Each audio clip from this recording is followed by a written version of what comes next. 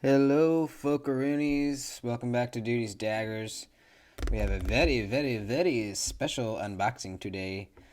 But first of all, if you're not subscribed, go ahead and do it. Push that button and you'll be happy that you did. Follow me on Instagram, duties_daggers, also. So, I have been... I'm really excited. I've been wanting this knife for so long. Like, literally... The first time I saw it, way back in the day, well, not, a few years ago, I guess, I wanted one. I always wanted one. And they're kind of hard to get your hands on. Yeah, it seems like whenever they drop or become available, they're pretty much gone very quickly. Ooh, bazooka. That's nice. So I'm really happy. And you can see... It's a gosh dang Spyderco, baby. Oh, man. Oh, gosh. So, yeah. Oh, man. Here we go. Oh, baby. Oh, baby. Nice. It's the Spyderco Smock. The Smock. The Smock is, like I said, it's kind of hard to get. I'm not sure why Spyderco, they must not make that many anymore or ever. I'm not really sure what the deal is with Smock, with Spyderco and Smocks.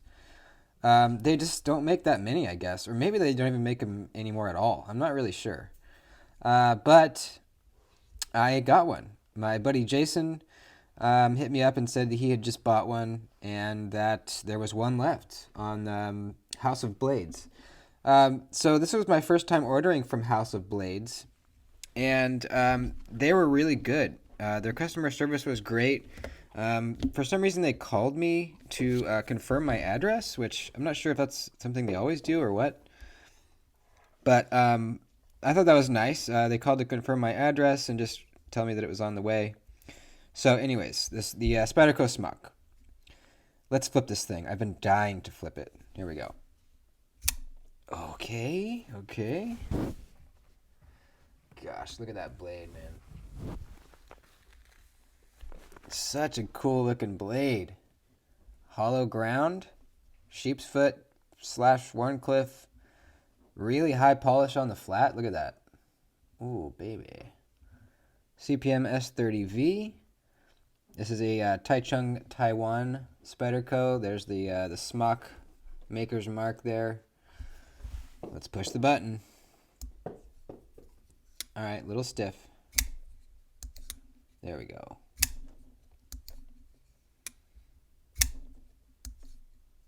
Yeah, it's a little stiff. So basically, this knife has two detents. I'm not sure why.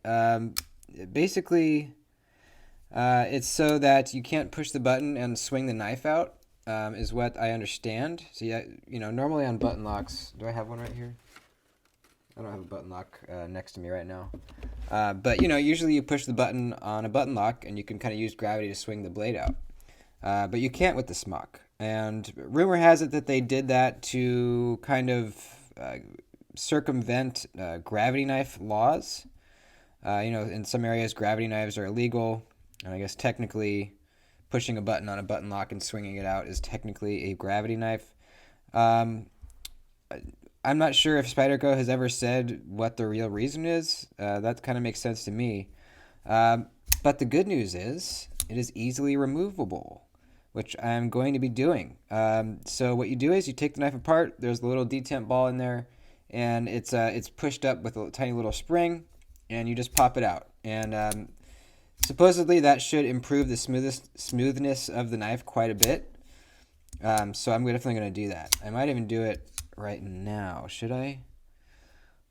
I could wait till the scales come. So I ordered titanium scales for this thing and a MXG deep carry clip.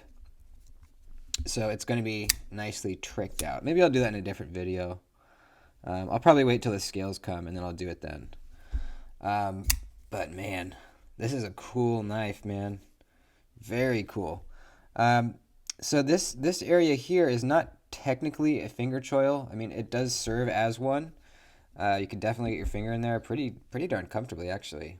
I wasn't sure if, it's kind of weirdly shaped. It's not exactly like a half moon. I was kind of worried this little, the edge termination here would poke your finger. And it does if you kind of scoot too far up this way, but you can definitely hold it like this very, very easily and comfortably. But the reason that's there is because when it closes, you can see the big button here kind of falls into this area right in here. So that has to be cut out for the blade to be able to close all the way. Now, this is not a traditional button lock. It's not a plunge lock kind of system. It is actually just a liner lock that's kind of reversed. Basically a compression lock like you see on Spyderco or most other Spyderco knives, where it's basically a liner lock that's on the back of the knife instead of the front. This is the same thing, but instead of pushing it aside with the compression lock here, you push it aside with the button. Very unique locking mechanism. This is the only knife in existence that has this type of lock, which I think is really cool. That's just something cool to have in the collection. Just a really unique locking mechanism, one of a kind. So that's one thing that I love about the knife. Very unique. I also love this flipper tab. I really like how it's not a traditional flipper tab that kind of pokes out the back here. It kind of just is a 90-degree angle piece in there. That's part of the tang of the blade. And you just use it as a flipper tab. And honestly, it works very well. Super well. It's comfortable. There's no jimping on it, and I don't even think it needs it because you have enough leverage just to flip it without it. I think, honestly, jimping might even hurt your finger if it was on there. We are perfectly centered. Solid as a rock.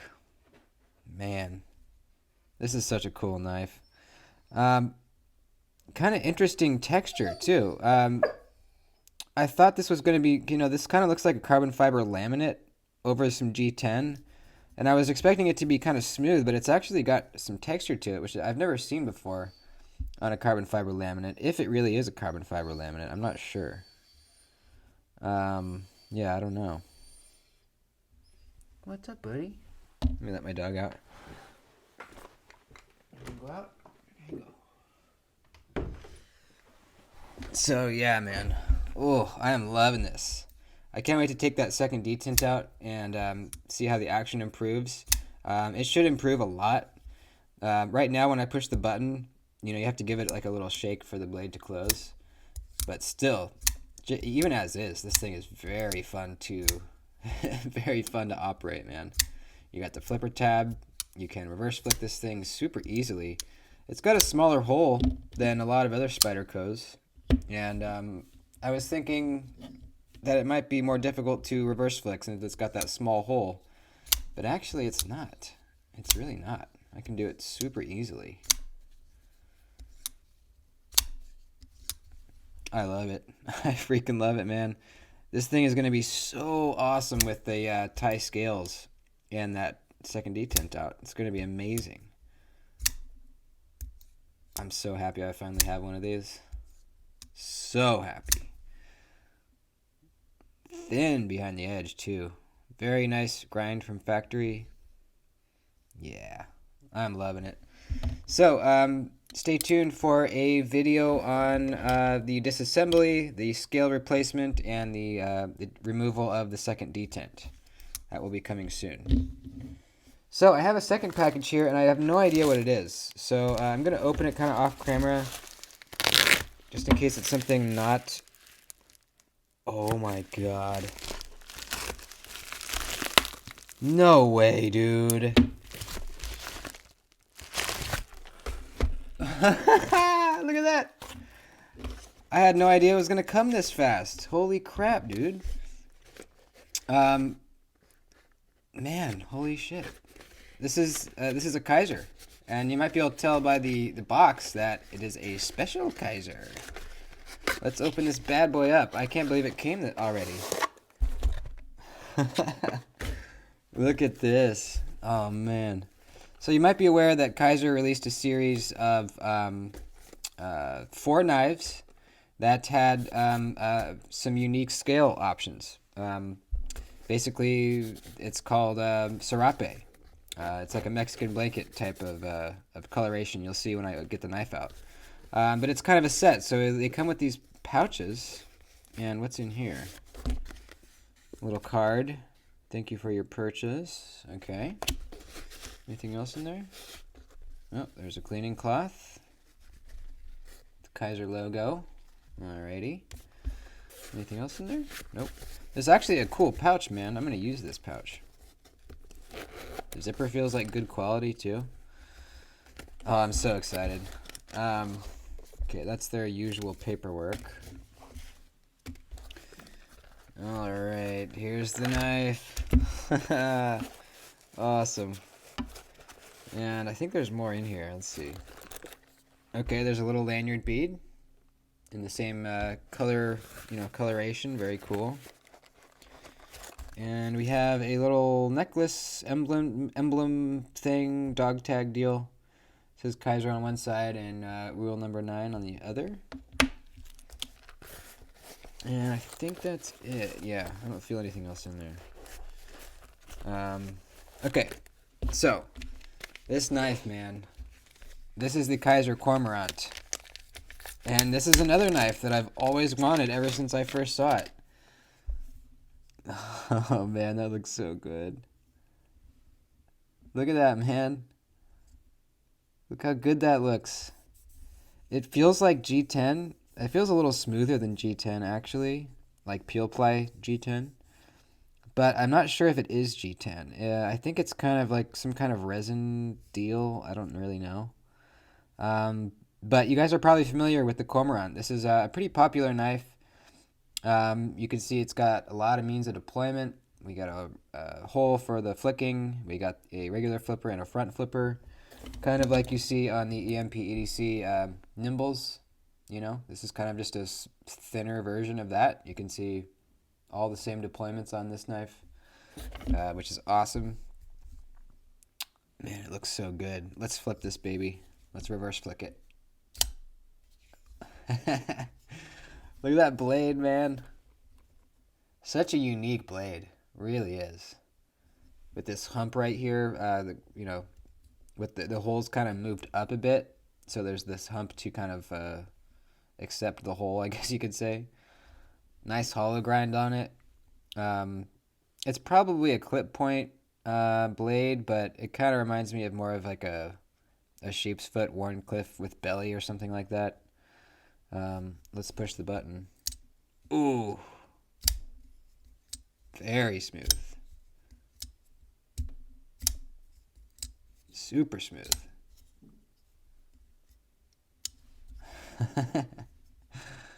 This is very cool. Sorry if my hands are kind of dirty. I didn't take a shower before I usually shower when I get home from work and then I do my video, but I was too excited, so my hands are kind of dirty from work. S35VN blade steel. You can see there it says Cormorant right there. Ergonomically, this thing is actually really good. I wasn't sure about this cutout here. Usually when I see these on knives, I kind of think that it might have kind of less than good ergonomics, but actually you can put your pointer finger right in there and then use this thumb ramp, or you can put your middle finger in it and kind of choke up, which I actually like better. It's really comfortable like this, and then in that position your thumb kind of lands right on this hump, on this jimping, right on the hump there. So both actually really comfortable, choked back or up here.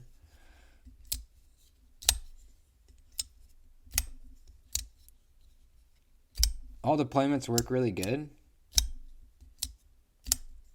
I'm getting a ting. Yeah, I don't know if you guys will be able to hear that, but it makes a little ting when it opens, which I love. The only knife that I've ever had that did that was a Civivi. What was it? The Civivi button lock. Which one? The Civivi Cogent. I had a Civivi Cogent a while back that made this sound too. I don't know if you can hear it, but very cool. Oh yeah. Oh yeah. Not very much button stick either. Very, very good. I saw a couple reviews of people reviewing cormorants that said they had button stick. This one has very, very minimal. Very minimal. This thing is so cool, man. I just think this serape pattern with this blade looks really good. So there's a couple. So like I said, there's 4 knives with these type of serape handles. They have the Towser K, the Mini Bay, which is a little double detent knife, the Cormorant, and the original, another button lock. So if you're looking to get this type of handle scales on a knife, on a Kaiser, those are kind of your 4 options. If this one isn't really your jam. I mean, they all look really good. If I wasn't getting the Cormorant, I'd probably go with the original because it just looks like a great knife. But they all look really cool.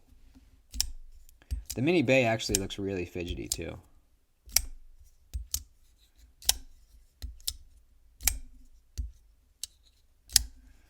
Man, what a good day. We got a smock, both button locks, kind of. We got a smock and we got a cormorant. Actually, kind of similar knives now that I'm looking at them. You know? Look at that. Sort of similar. Sort of similar. Alright, well, I'm going to end the video so I can keep flipping these knives for the next couple hours. There'll be full review on these guys coming soon. I'll carry, I like to carry knives for around a week or longer before I do a review on them. But you will see probably the disassembly on the smock probably this weekend because I think these titanium scales are going to be arriving hopefully tomorrow, maybe Saturday, I hope. But when those scales come in, we'll do a disassembly. I wonder if I should put a lanyard on the Cormorant here with this bead. It doesn't have a lanyard hole, but it does have a post back here you could probably run it through. Or this might look good on, a different knife too, just like a black knife. So you get, a hint of color. What is this made out of? I don't know. Super, super cool. Awesome. Well, that's about it, folks. Hope you enjoyed this unboxing of 2 really cool knives. And, yeah. Thanks for watching. I have a Patreon linked down below, if you didn't know. And I have links down below, too, that you can use if you want to purchase these knives. I will link these down below. Probably not the smock, because I think they're sold out, but I will try. But definitely the Cormorant here, and a link to all the other serape scaled knives that Kaiser has. If you use the links below, they help out the channel. So I have discount codes to Blue Creek Knives and White Mountain Knives. So if you're thinking to buy a knife, see if one of those retailers has them, because it helps me out. Particularly Blue Creek. I like to support them. Jason's really nice. Or Brian, sorry. Brian's really nice. So that's about it. Thanks for watching, folks. See you in the next video. Adios.